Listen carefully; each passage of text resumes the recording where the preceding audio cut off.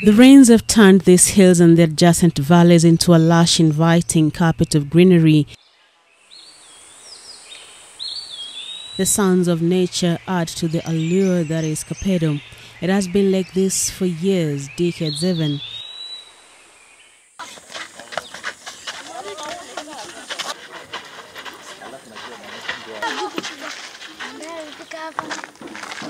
This village lies on the floor of the Great Rift Valley and at the head of the Suguta Valley.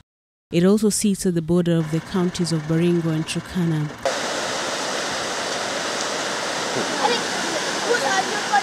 This scenic village, however, is known more for the insecurity born out of a long-standing conflict between two communities that lay stake to it.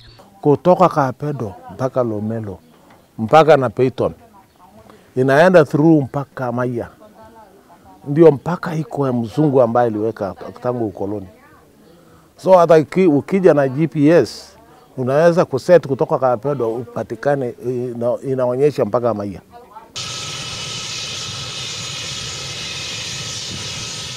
In recent times, it has made headlines for the death of both security forces and civilians, the worst perhaps being the massacre that left over 20 police officers dead in 2014. Those who live in Kapedo insist that they are the bona fide residents and no other community can claim this land. The border dispute has resulted in a situation that has left residents of this small town confined to just the spaces where the local security can patrol. Any excursion outside this undrawn, self-imposed boundaries means certain and sometimes sudden death. Nowhere is the evidence of the imminent danger of venturing from the defined safe zones more clear than here.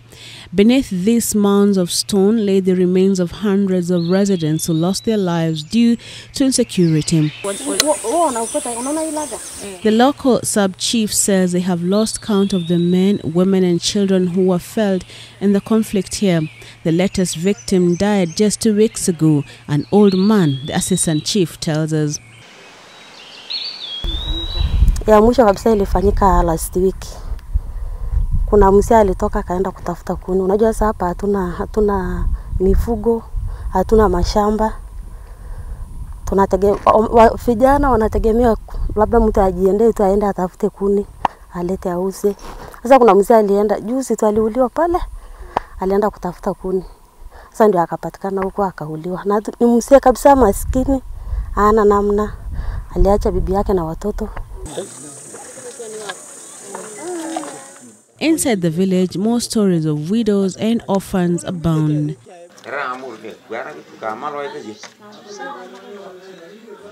Lilian Ejore is a mother of 4. She is also recently widowed.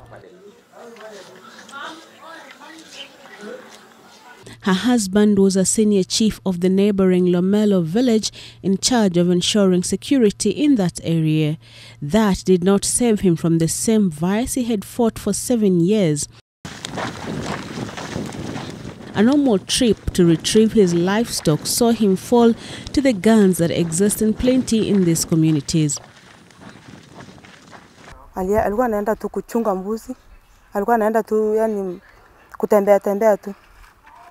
Sasa wakati walienda huko wakapatikana basi na pokoto na kawawa. Sasa kenye natufanya sisi tunakuwa na bila vile tunatufanya sisi tunakuwa na uoga vile hatuna security nyingi. That was last year, and Lilian Ejore is slowly but surely picking up the pieces and playing the role of both mother and father to her children.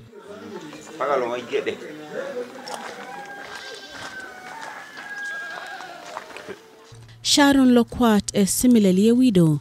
She was left to cater for her 3 children. Her economic situation is very different from that of Lilian. Her husband was a police reservist, one of the many deployed to secure the village of Kapedo. He lost his life in a similar manner as the chief. He too had gone out to graze his livestock when he was fatally shot. Alipelekwa hapa hivi wakasema wakimbizwa Kabarnet. Sasa kufika Kabarnet aliishia barabara. sababu ya shida ya magari. Tunajua hapa ni shida ya magari. Wakati maana hapo tukikuja ni shida sana. Hata saizi ni shida hata kwenda mara sababu hakuna gari. Indeed, for the duration of the days we spent in this village, not a single vehicle was spotted, save for the police and military vehicles that are parked in their camps.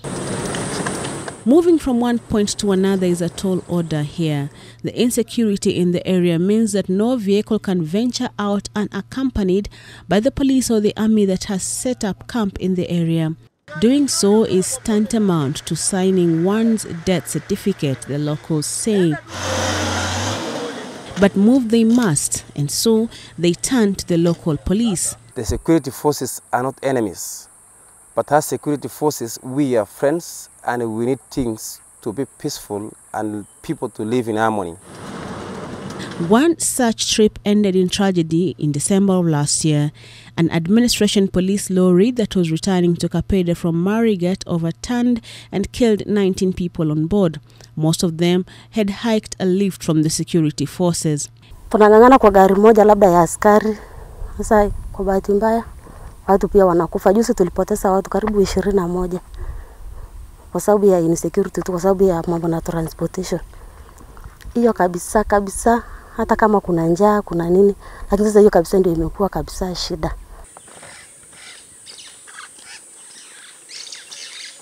Insecurity here has caused far-reaching implications for the residents. For a community that once had over 4,000 people living here, only about 2,000 remain. The rest have fled the uncertainty of life under the protection of the gun. Amongst those that have closed doors indefinitely is the school. In a land where properly constructed buildings are few and far apart, Kapedo Girls' School was a beacon of hope, almost quite literally. Standing just on the edge of the community, this school was as good as it could get here. Solar panels provided electricity that powered the laptops and brought the outside world to the children of Kapedo. All that changed in January of last year, the time of one of the most brazen attacks here. The attack came when school was in session. The girls barely made it out with their lives. They haven't been back since then and are unlikely to return.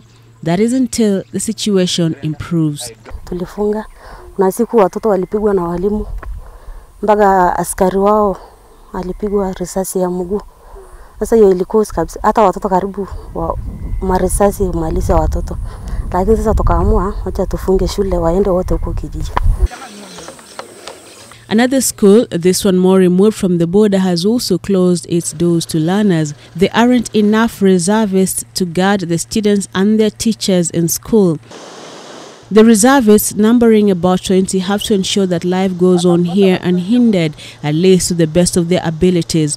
This includes even the most menial of jobs, like fetching firewood.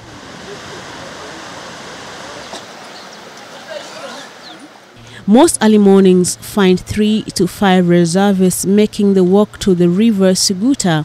They flank the women and men on their quest to retrieve driftwood from the banks of the river. It is an exercise for the brave-hearted.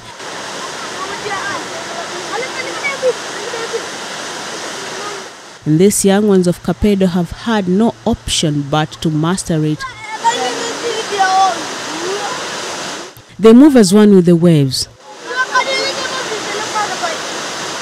and then against them until they get to their destination and to their prized loot. Firewood that will be sold to put food on their families' tables. In the absence of agriculture and livestock farming, trade remains the main source of livelihoods here. Things will be different though, the residents say, only if insecurity was tackled comprehensively. They believe that the region's rich and untapped natural resources would earn them a pretty shilling. Right on the banks of River Suguta, natural hot springs sprout, waters that locals believe are not only relaxing but also therapeutic and medicinal. For now, though, only the locals, and even then only those daring enough, get to enjoy this resource. Getting visitors to access these gems is, for now, an unsurmountable mountain. Where the dark clouds of conflict continue to hover around this area of Kapedo, the effects of that conflict, which largely is insecurity, will continue to dictate the lives of the people who have settled at this place. The residents continue to call on both the county and the national governments to deal with the issue of insecurity. Those schools have resulted in tens of peace meetings, but the situation remains the same. The question of just where Kapedo lies between Baringo and Turkana counties remains unresolved. However, there is a glimmer of hope. The announcement by the Independent Electoral and Boundaries Commission that it is set to review the boundaries countrywide couldn't be more welcome here. Wakati wataanza boundaries review, wakuje kuangalia boundaries ya Turkana from Kapedo corridor mpaka Amaya. Wajue ya kwamba tunasema ukweli au wasemi ukweli. Create conflict ya administrative units. So the government create.